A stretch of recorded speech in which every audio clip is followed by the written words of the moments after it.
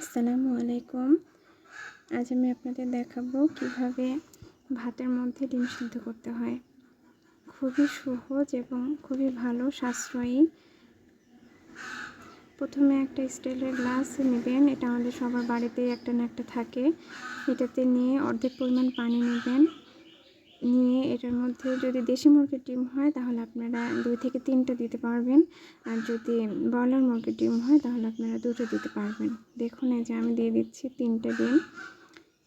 কিন্তু ডিমটা দেওয়ার আগে আপনারা অবশ্যই ডিমটা পরিষ্কার করে ধুয়ে নেবেন, নিয়ে তারপর গ্লাসটার ভিতরে পানি দিয়ে তারপর দিবেন। তার ভিতরে হয়ে গেছে দেওয়া। এখন এটাকে ভাতের এক সাইডে দিবেন। দেখুন আমি কিভাবে দিচ্ছি, সেম ভাবে যদি আপনারা দেন তাহলে আপনাদের সুবিধা হবে।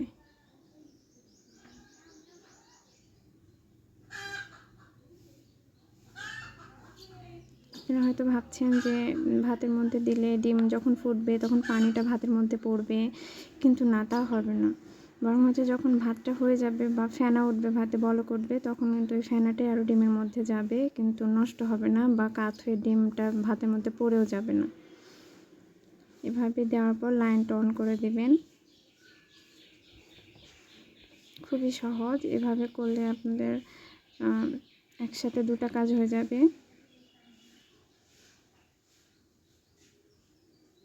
আলাদা করে গ্যাসে ডিম সিদ্ধ করতে হবে না। একবার এই পদ্ধতি ব্যবহার করে দেখেন, আপনাদের অনেক সাশ্রয়ী হবে। ধন্যবাদ সবাইকে।